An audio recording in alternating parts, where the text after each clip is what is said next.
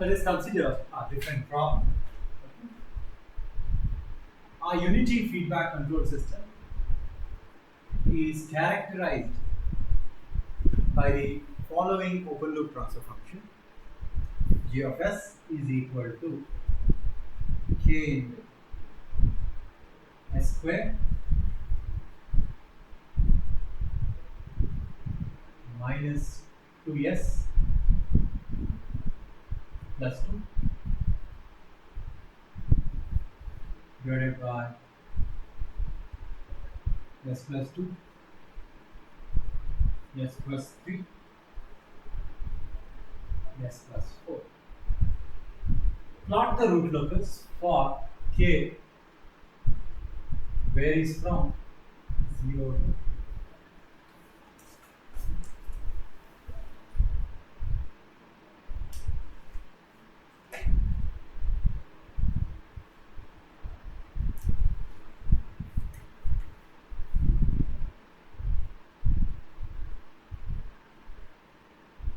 rule 1 states root locus is symmetrical.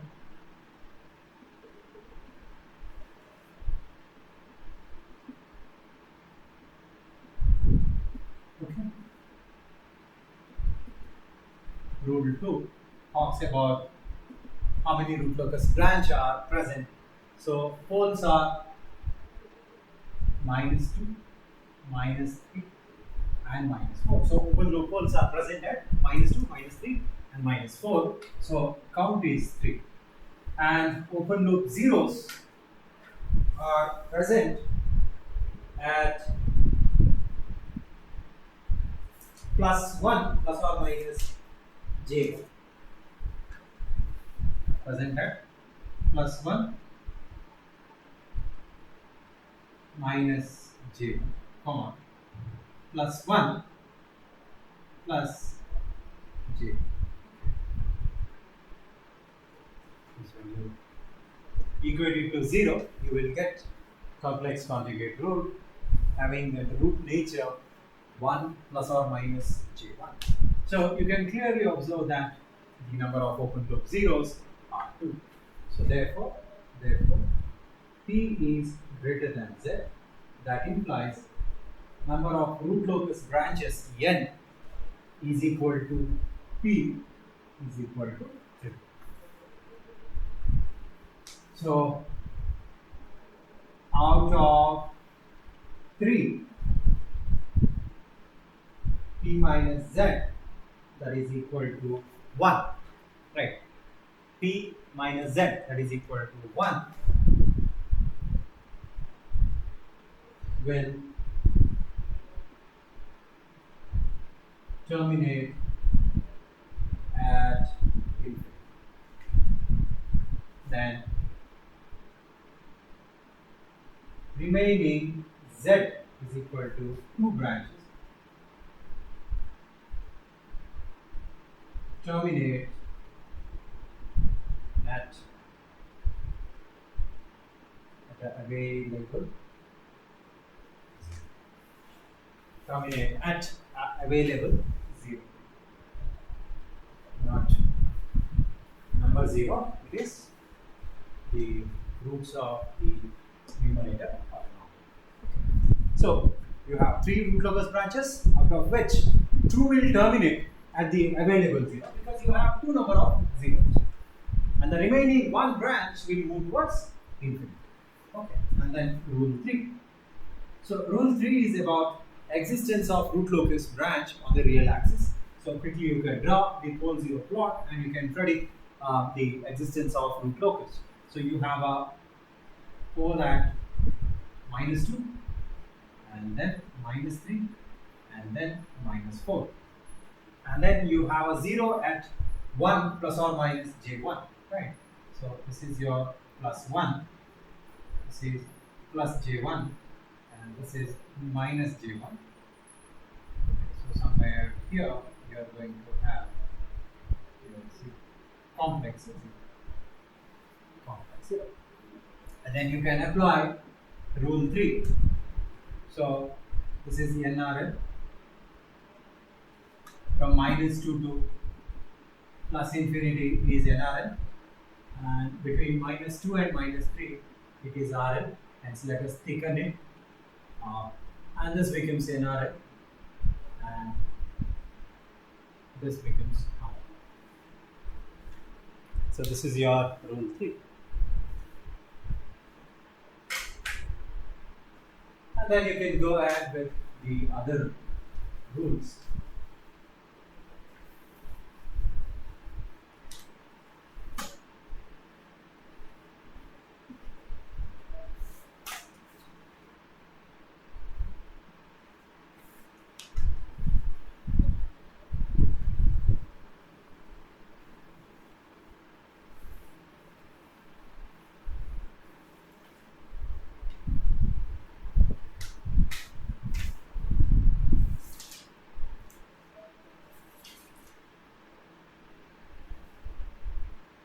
Okay.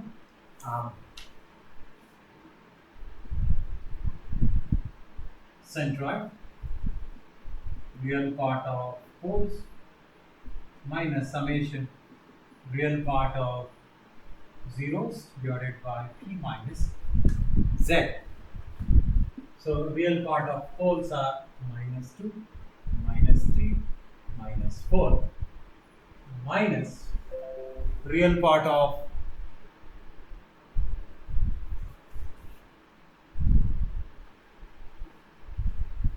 zero.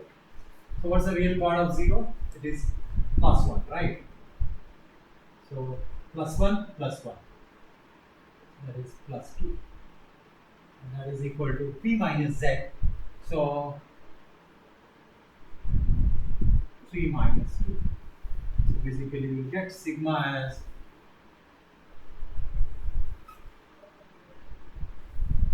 this is also minus 2, minus 2, minus 2, minus 4, minus 8, minus 11. Minus 11 you will get.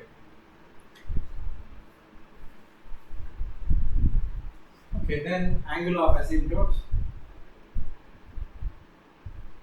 theta is 2q plus 1 into 180 degree divided by p minus z, and q is equal to 0, 1 up till p minus z minus 1. So p is 3, z is 2, minus 1. So basically q is equal to 0. So for q is equal to 0, you will get theta is equal to 180 degree. So basically you will have only one asymptote which is projected along the negative real axis.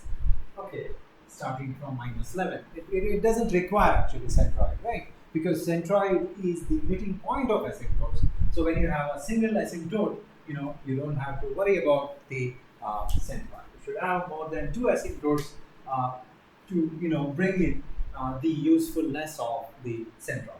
So rule 5 simply says that we have only one asymptote. Fine. Next, quickly let's go to rule 6 and rule 7 as well as rule 8, because we have a complex conjugate 0. So in rule 8 we will have to determine the angle of arrangement. So rule 6 is about breakaway point. So I will leave it to you, the calculation part of breakaway point. So the breakaway points, okay, you will have a fourth order equation. Okay, you will have a fourth order equation. Okay, and the breakaway points, you will get it as minus 2.36, 1.41, minus 3.53,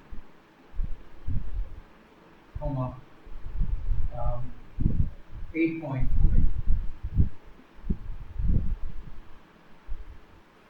So there are 4 breakaway points, but out of 4 breakaway points, what are the valid breakaway points that you need to validate with the help of rule 3.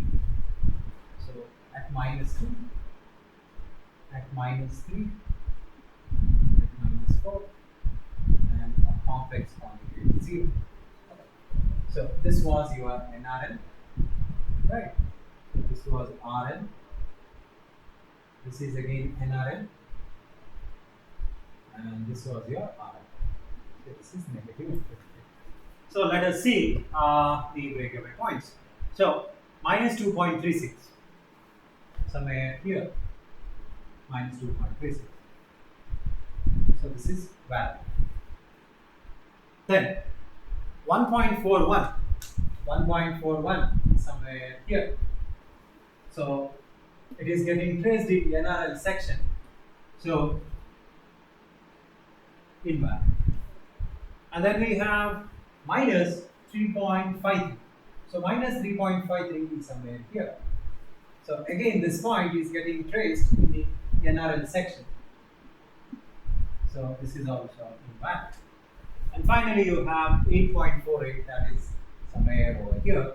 Again, we know that the axis starting from -2 towards positive infinity is NRL.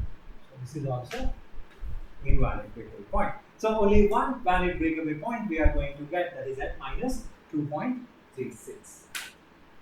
Alright. So we got to know about the breakaway points, and we can go to rule 7 to find K margin and plus or minus J omega values. So you know how to find K margin and plus or minus J omega values. You can find it using RH criteria. Alright, you can use RH criteria to determine the corresponding K marginal value and plus or minus J omega value. So when you apply Routh-Hurwitz criteria, you will get K margin as 11.8.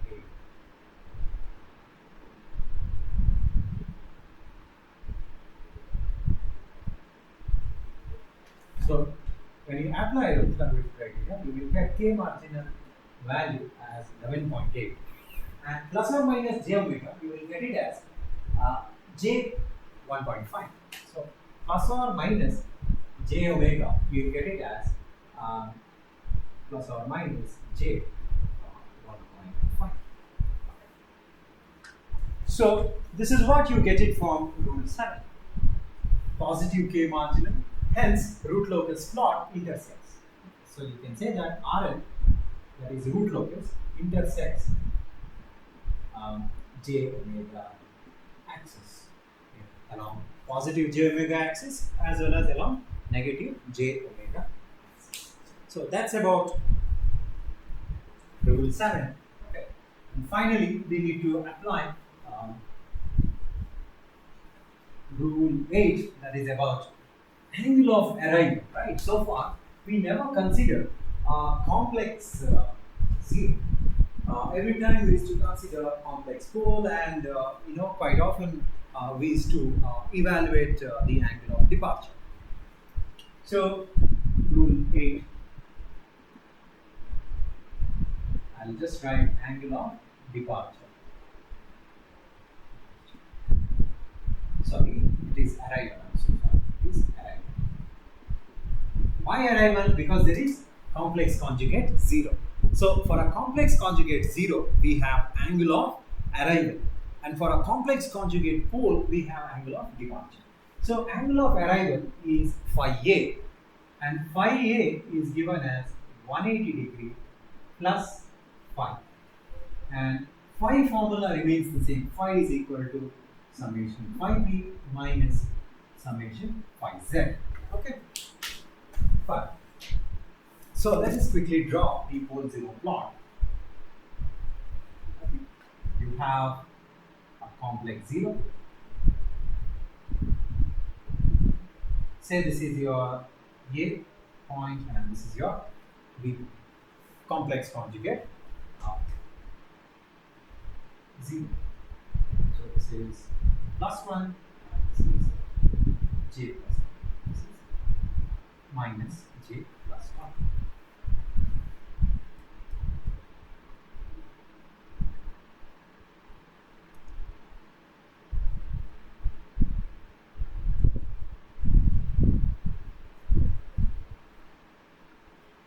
Okay. And then you place the poles. Minus 2, minus 3, and minus 4. Now, to find the angle of arrival, what you have to do is consider a complex 0. Let's say the complex 0 under consideration is point A. Now, with respect to point A, you need to connect the remaining poles and zeros. Okay. In the sense, let me connect this pole as well as this pole as well as this pole. Okay. And then calculate the angles with respect to negative real axis. So this is 5p1,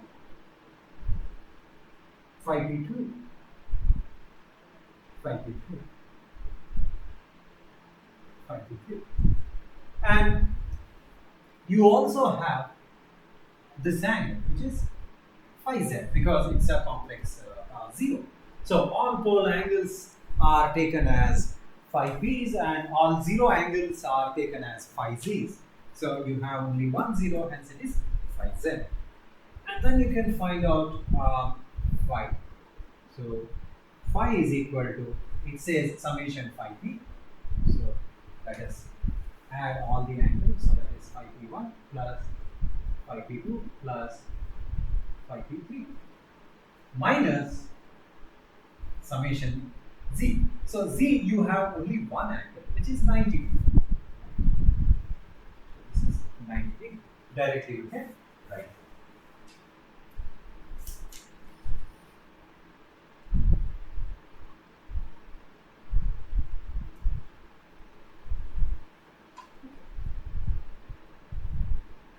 And phi p1 is about 11 degrees.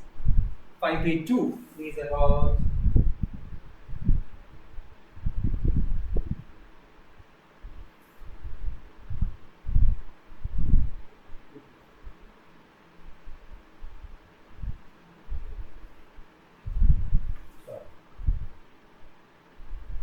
11. This is 11 degree. Okay, this is about 18 degree, and other is about 14 degree. 14 degree. Okay, and then you will get the value of phi. So value of phi, you will get it as 18 plus 11 minus 9 is minus 47. And therefore, phi a is equal to 180 minus 47 is 133 degree. If phi a is 133 degree, phi b going to be minus 133 degree, because point B is the mirror image of point A. Okay, so that's how you calculate angle of arrival and angle of departure. So once that is done, you can go ahead with the root locus plot. So let's take up the root locus plot. So use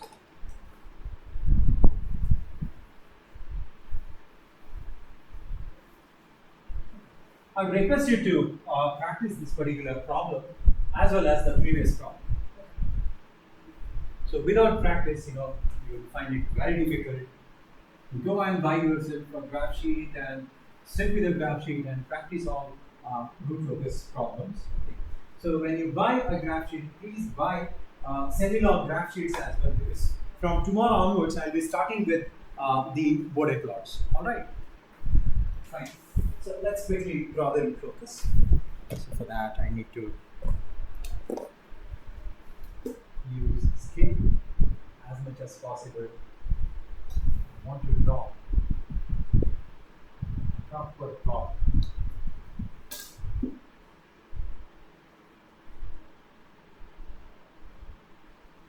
Always give 100% commitment, whatever you do.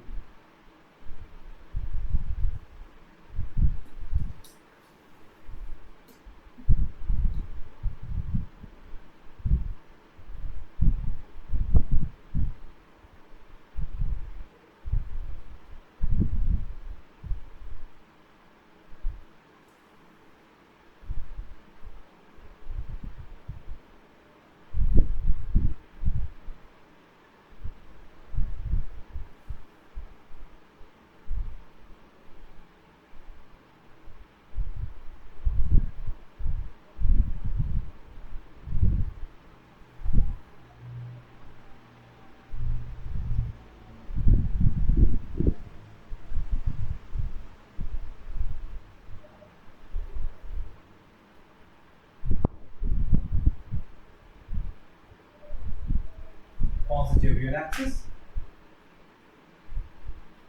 negative real axis, positive j omega, negative j omega. Right. And then you can mark the values. +1, +2, +3, +4, -1, -2.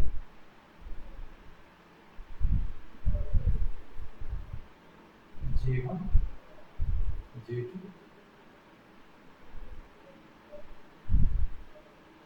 -J1,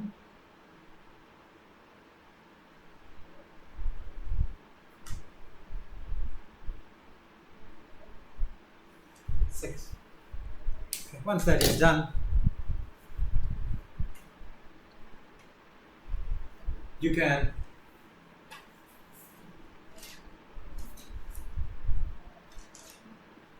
mark the asymptote. So basically,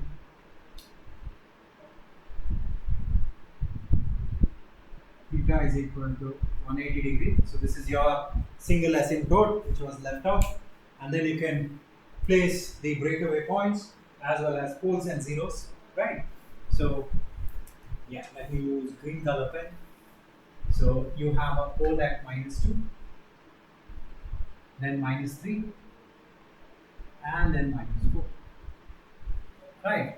And then you have a 0 at 1 plus or minus j1.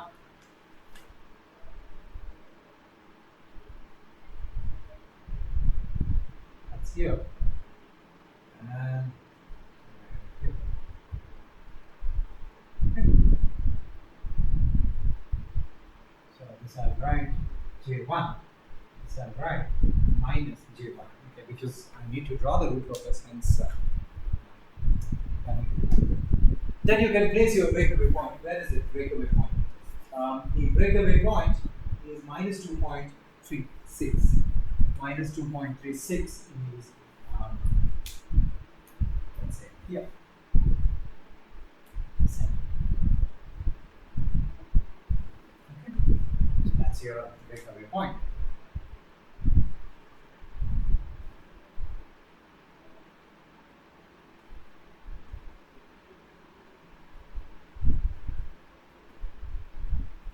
-2.63. Alright then, let's construct the plot. So, what is the significance of complex 0? So, at a complex 0, the root locus branch approaches tangentially to the phi d line, because 0 always acts as sinks. So, a root locus branch which starts from a pole should move towards a 0 if there are any zeros available. So what happens is that you can clearly observe that you have a pole at -2 and pole at -3. So the root locus branch, when it starts from -2, cannot move in the right hand side direction because it is NRL. So only possibility is to move in the left hand side direction. Similarly, the root which is present at -3 cannot move in left hand side direction, because if between minus 3 and minus 4, in rule 3 we have seen that it is NRN. So only one possibility is for the root locus branch is to move to the right hand side direction. So what happens is that the two root locus branches, they move in this direction. So the two root locus branches will meet at the given breakaway point, which is located at minus 2.63. Okay, so just draw the two root locus branches and just pause for a while. Now, in the meantime, let us draw the angle of arrival line. So, how much did we get the angle of arrival at point A? Right. So, this is your point A, and this is your point B. So, we obtained the angle of arrival as at point A plus 133 degree, and at point B we got it as minus 133 degree. So 133 degree, what you have to do is you have to measure with respect to the plane. So 133, say perhaps something like this. So this is your phi A is equal to plus 133 degree. Similarly, minus 133 degree. It is something like this.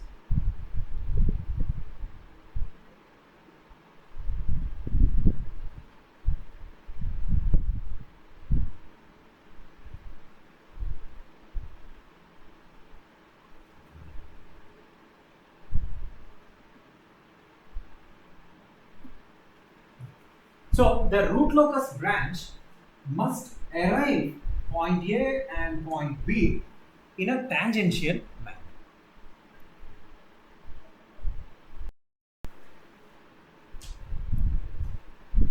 Okay, so let us plot. And when it arrives point A and point B, it should intersect the j omega axis, right? So what are the intersection points? Plus or minus j 1.5. So you can locate j 1.5 somewhere here and minus j 1.5 somewhere here. So this is k margin, which is plus 11.8 and plus j omega is equal to j 1.5. Similarly, this point corresponds to k margin is equal to plus 11.8 and j omega is minus j 1.5. Okay. So this is how it is going to be. All right. Smooth curve always.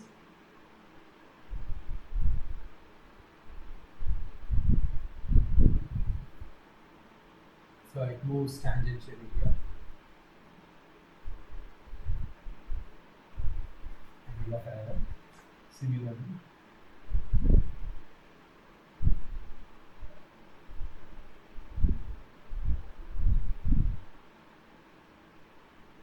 so this is how the root locus.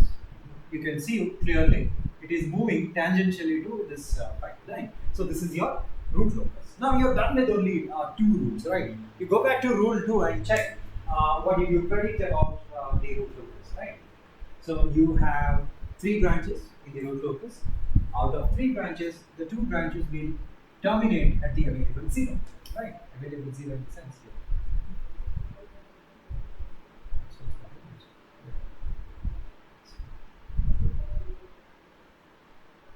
Here it is given.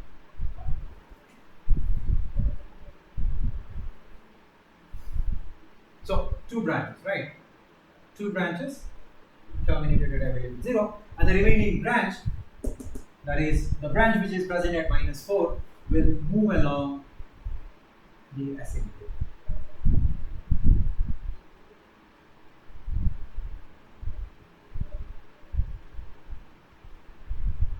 Move along the asymptote. So if someone asks what is the value of k for critical damping, so probably you can say that k at critical damping. So to find the value of k, what you have to do is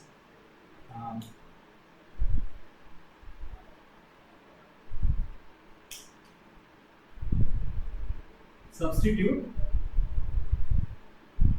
breakaway point in magnitude. Previously we have done. If let's say suppose if they ask you to find out the value of k for critical damping. So critical damping exists when the two roots are present, right? So at this particular breakaway point, you can say that the two branches of the root locus meets. So branches are nothing but the roots of the characteristic equation. What you can do, you can just substitute minus 2.63 in this transfer function, and you can find the modulus and solve it for k. So that will be the k value, right? So that completes your root locus problem. Once again, this is a conditionally stable system in the sense the system remains stable if the value of k is greater than 0 but less than 11.8. So it is stable. If k is greater than 11.8, it is unstable. And when k is exactly equal to 11.8, it is critically stable. Yeah. Critically stable. That concludes the root locus chapter. Alright. So I would request you to practice more root locus problems from the available literature. You can use any book. Okay. Try to solve, and if you have any doubts, please do revert back. Alright. So I'll be happy to help you. Thank you.